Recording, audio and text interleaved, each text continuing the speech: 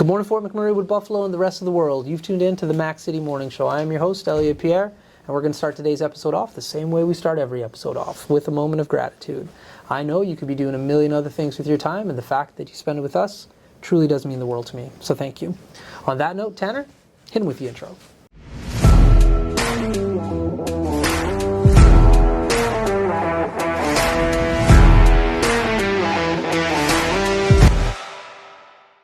How's it going, you guys? It's Jake White, JJW, coming at you from Norrell Toyota in Fort McMurray. Just wanted to say hi and come on down, check the place out. Hi, my name's Richard. I'm the service manager here at Norrell Toyota. Hi there, I'm Adam. I'm here at Norrell Toyota. I'm a product advisor. Hi, I'm Cass. I'm the appointment coordinator. Happy to help you. Hey, it's Keith Simpson here. I'm the general manager of Norrell Toyota, soon to be Fort McMurray Toyota. Pretty excited for our new dealership. As you've seen, you met all my staff. These guys are all my family. We're here to take care of you. Come on down and be part of our family. And we are back. Big shout out to our title sponsor, Norrell Toyota. We really do appreciate your ongoing support. As everybody at home knows, I don't introduce my guests because they can do a better job at that than myself. So can you please tell everybody at home who you are and what you're about? Hi, my name is Zach Barrett. I'm currently a theater artist in Fort McMurray by contract, so I just kind of go around and do gigs as they pop up, and currently the one I'm working on is Rent for a Swamp Rat Experience. I'm the director for that project. And so what does that mean, director? So director is, they work throughout the pre-production and production process of the show. Their job is basically from like the pitch of the project all the way up till opening night. Okay. As soon as the show goes up that last time, their job is done. They're just a patron now. And it's basically guiding all of the different elements throughout the production to create their vision of the show. So three or four people can read a book and have very different interpretations how that book is read. So basically, as the director of the project, it's I have a visual perspective on how I would like the show to look, and then kind of making sure that all of these different creative people that all come together to put in their perceptions of the show, from all the actors, the costume designers, the set designers, and trying to be like a guiding voice to kind of make sure that all the voices are at least not trying to speak over each other and are kind of cohesive in that story that's being told. Right. Yeah. Now, we had one director on the show before, and he left. Like, he was not going to be around for the show, which I thought was, like, mind-blowing, and, like, gave me, and I don't get anxiety often, but it gave me anxiety to be like, man, you put all this work and you're not going to, like, see that. And he's like, no, I believe in what I've done. I have faith in the actors, and, like, that was his kind of how he worked through it. And I was just like, dude, you got balls, bro. Like, I have to assume that's not the norm. Like, you're going to stick around to see how it's going. That is the norm. That is the norm. Although that being said, I am saying, because I live here, right? Okay. So it's not like I'm going to be going anywhere. And that's right. I like doing that. But there's a couple reasons for it as to why can't wait to hear it. Kind of the process. Yeah. Usually directors are traveling around for gigs. So like you're not, 9 times out of 10, you're not hiring someone local to do that kind of a project. Right. It's like piano shows here in town. They're bringing people in all the time. Yeah. So they're, within the last week of before the show goes up, you're in tech, you're kind of in the process of handing off your work to someone else to maintain that work. Right. Once the curtain is up and the show is starting. Yeah. And I've seen some directors that during that week, while they're kind of in downtown watching all the other artists at work, they're in the middle of meetings and in pre-production for another show. Yeah. So as soon as, even from like a pay perspective, as soon as the show starts, your pay is done, your job is done. Yeah. So they'll stay for maybe the opening, and then they'll just hop on a plane and go to the next gig. But another part of that is artists are always seeking perfection. Yeah. Perfection is like the antithesis to getting anything done. Right. And so you're in this constant process of wanting to make notes, adjustments, tweaks, perfect, or refine. And that doesn't stop as soon as the curtain goes up. You want to be like, oh, that could have been better, or I want to tell them to just turn this way a little bit more. Right. But there has to be a cutoff where you're never going to stop tweaking. Right. And the people that pay for that first opening night ticket and the people that pay for the closing night ticket are paying the same amount for the same quality of show. Yeah. So the closing night guys can't have a more refined show than opening night, because then they're getting a different quality for the same amount of money. Right. I kind of get that in regards to, I can assure you, I watch none of these. Like we film them and they go out. So like nobody on the team watches them, bro. That's right. So I kind of get it, but to me, like at such a high level. I'd want to see it. I'd want to see my work in one way, shape, or form. Yeah. Like with this, I can watch clips, I guess, like sometimes, but yeah. Wow, wild. So you are going to stick around and see yours then? I will be staying in because I'm usually directing locally. I tend to kind of try to watch all the shows or as many as possible, and then I kind of just I'm good at detaching myself from those things. I'm like, cool, I can't fix it now. All right. Yeah, good for you. The directors probably put like a lot more work and effort into their projects than you put into this. Yeah. Wow. Yeah. We're not shy. We're not shy about the lack of effort I put into this show. We don't edit, not because we can't, but because we just don't want to. Yeah. Oh, I get it. Editing is a pain. It's a pain. I totally get it. Yeah, and I've always thought, like, when I watch something online or on television and they, like, cut away for a commercial or edit, you can tell something was missed. I don't like when I'm watching, like, The Tonight Show and they're having a conversation and then they're like, oh, we're back. I'm like, what were you guys talking about? Yeah, what's the bit that was clearly missed? Yeah. So the whole thought process was, like, I don't like it, and I feel like something else I'm missing. So, like, don't edit the conversation. As well as, like, I go out of my way to do zero preparation before the interviews. So, like, you've been in town for a while. I could have easily went on your Facebook page and figured out all your work, but I think it's cooler to, like, have an organic conversation. And so when I'm learning something new, so is the guests at home. So, that makes sense. Yeah, we do zero preparation for this show. And Tanner, when he puts his questions together, he's putting the questions together literally while you and I would be talking if we were in the studio. That's awesome. Yeah, we have a different way of working for sure. I got started in improv, so like this directing thing is a newer thing down the professional line. But I started in improv, totally get it. Improv is organic, it's fun. I've never thought about it, but I guess in fact we are doing improv. Improv, that's right. Nothing wrong with that. Improv's great. If we can put a fancy title on what we do, I'll take it. So, when did you start acting? Like, did you start in improv, or was this... Oh, before we get into there, let's throw to a quick ad from Carrie from Patchouli Rose. Carrie, take it away. Hi, it's Carrie with Patchouli Rose Herbal Apothecary. I know our summer is coming quickly to an end. And during the summer, we always think of applying our sunscreen. But sunscreen is a product that we should be using every day of the year to protect our skin against harmful UVA and UVB rays, also against premature aging. I have a product called Dandelion Harvest, which is moisturizing, anti-inflammatory, and is great for anti-aging. You can use this every day of the year, and it's very moisturizing. If you want to check this product and any of my other products out, please go to patchoulirose.com. And we're back. Okay, so when did you get in acting? Like, how young did that hit you? I was 9. 9 years old. Okay. Yeah. Now it wasn't something that I was particularly like, oh, I have to go and do this thing. It was, parents are putting their kids to do a bunch of different things to see what sticks with them, right? Right, of course. So there was a couple of theater programs that were going on for youth at Keanu at that time, in the late 90s, early 2000s. Yeah. But and I just hit it off. I fit in really well, and then kind of stuck with it from then through high school all the way to. Yeah. You went to post-secondary for it, got a degree in film specifically for acting, but all of the electives I took were all on all the backstage and like behind the scenes, camera, technical, all of that stuff. Where did you take that? There used to be a 2-year diploma program here in the Visual Performing Arts at Keanu Theatre. That's right. And then went to Red Deer College to do the last 2 years for film, like specifically for film. Very cool. Yeah. Now that we know that you have been, are you born and raised in Fort McMurray? Yeah. Okay, sweet. Yeah, just one like of yourself, those. Tanner.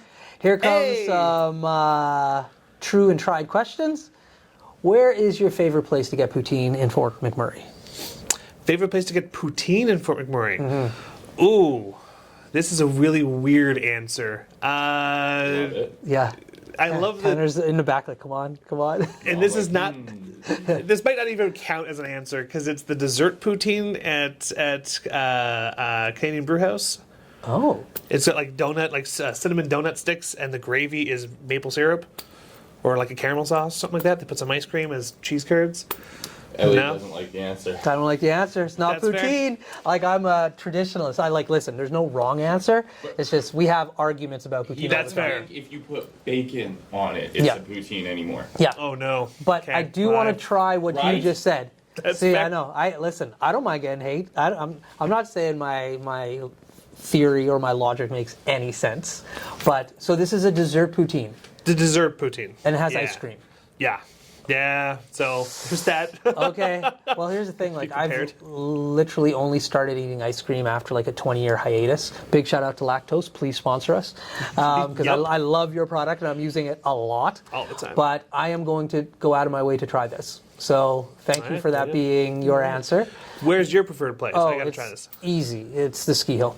Vista Ridge. Hey! Vista It's Ridge. been a hot minute to have one of their poutines, but I will go It's try worth it. the drive. I don't know about that. Well, I guess I'm already out Here we there. go. It's worth it if you're already Out going there. out That's there. right. It's a long drive. It's a long drive. But Yeah. like driving, Yeah. it's fine. Yeah, Yeah. just for the poutine is a little bit of a stretch. It's Yeah. like a 40-minute drive. That's right. Round trip. Round for trip. poutine. And Original Good Joe's podcast. if you're in That's what I'm saying. town. You can get one almost just as good. Original at Joe's in Original town. Joe's That's So- fair. for Original like Joe's is good. not a 40-minute drive. Yeah.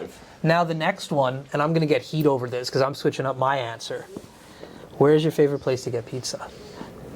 Oh, that changed recently. The Alley.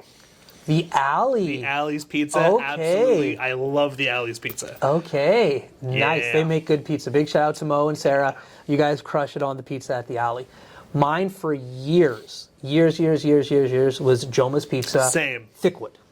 Yes, weirdly specifically Thickwood. Yep. Yes. Yep. And as of this weekend, it is now Joma's downtown.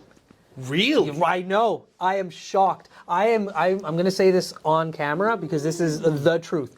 Joma's downtown was a solid last place in my ranking growing up.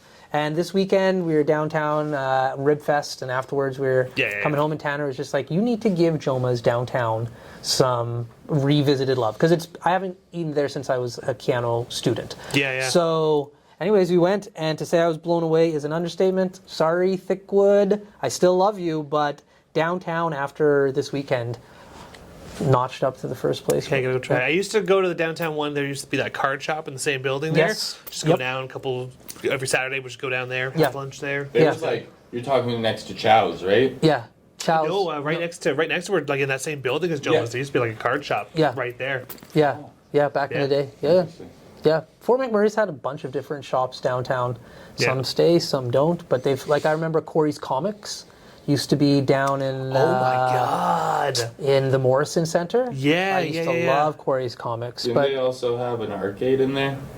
yeah, there was an arcade. There was a few different arcades. There was an arcade by Something Centennial like that. Pool. Yeah. And I think there was something there. And like, I don't know. No, I'm thinking River City had an arcade. Yeah. But Yeah, yeah. they had some games there. Yeah. Back when it was the Plaza 2. Yeah. Where was that kids club? Oh, Club Soda. Yeah. That was, you got to be really old to remember Club. How do you never went to Club Soda? There's no way. No, there's no way. Wait, is that the one where it's like they had like you make your own like cases of soda pop? No. This was a club for people under 18. It was in Plaza 2 in the basement. Sears used to be in the basement prior to. Yeah. And then I'm not saying Club Soda opened right after Sears left, but it was in the basement of the Plaza 2. And so it was an underaged club, which no parent wanted their kid to go to because, well, Word club. yeah, the word club, and yeah. Just because it wasn't alcohol doesn't mean other things weren't transpiring there. Yeah. So For that. Yeah. Alcohol wasn't transparent. That's right. So back to this play.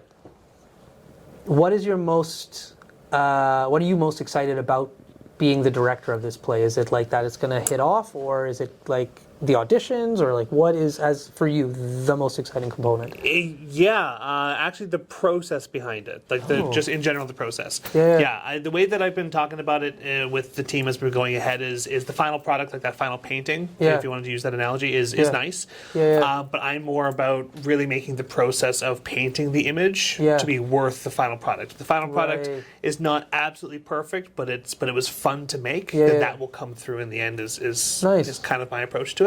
There you go. So we've been really working very, very hard from like the pre-production stage even through till when the show opens up to be really inclusive. And this goes into a number of avenues. So even the audition process was completely changed to be more inclusive, and that includes people's schedules as well as demographics. comfort levels, anxiety levels, things like that. So trying to make it a super friendly and open process instead of the traditional come on in by yourself in front of a panel of judges and be critiqued for something you'd never do. Is terrible and frightening. So we had a process like that still for the traditional theater folks, like that's what they're familiar with, right? We still changed it up to be more, of a round table than a panel of judges. But one of the common things we hear, and this is another guiding principle, is we took any kind of critique or criticism we've ever heard of in terms of what would prevent you from going to theater, and went, cool, how do we address that specifically? And so one of the common things you hear in the community is, oh, auditions for that happen? Had I known, I would have gone. Great, cool. So we had the traditional auditions, but then 3 weeks later we had group auditions. So if somebody said that, we went, great, cool, come to the group auditions. Bring a friend. Right? Nice. We essentially just treated the group auditions kind of like a small little free, like fun games and theater acting course, like you would for kids, essentially. It works for kids, it works for adults. That's kind of how I thought of it. And we did enough stuff to kind of be like, cool, okay, so they can do that, and then we casted based off of those two, the group auditions and the individuals. Very cool. We're even trying our best to have the schedule fit, because a lot of times there's lots of site workers here in town, and one of the big criticisms we get, not like in a bad way, but constructive criticism is, well, schedule, just can't make it work, which is fair, right? So we've kind of spread the production out over a longer period of time than you would in Canada. It's very condensed to save money because of external contractors. Having everyone local, we're able to kind of stretch it out just a bit. Gives people more time to kind of practice on their own at their own pace at home. And we have extra rehearsal days that are just optional. If you need the time, you can. If you miss a couple of days because let's say you're a week on, week off, there's just a day you can come and catch up as opposed to always being that far behind entire time.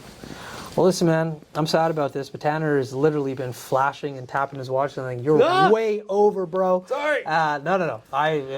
I ignored it the first time when I was talking. So that means we're out of time, though. But before we cut you loose, you get a shameless shout out or plug. So you got the mic. Besides the show we've been talking about? Have fun. There's including other stuff that I do in town, there's a production company called Twisted Gear Studios. If you're interested in podcasts, you need to listen to something while you're driving to go get poutine over at Vista Ridge, then we've got a couple of shows that might entertain you, like a 1930s themed horror radio play, possibly. So if you're interested in that sort of stuff, you can find us on all the social medias at twistedgearstudios.com. There we go. Fort McMurray, Wood Buffalo, the rest of the world, thank you for tuning in. It does mean the world to me. Big shout out to our title sponsor, Noral Toyota, as well as Carrie from Patchouli Rose. We do appreciate both of your ongoing support. Hope everybody at home is having a great day, and we'll see you tomorrow. Peace.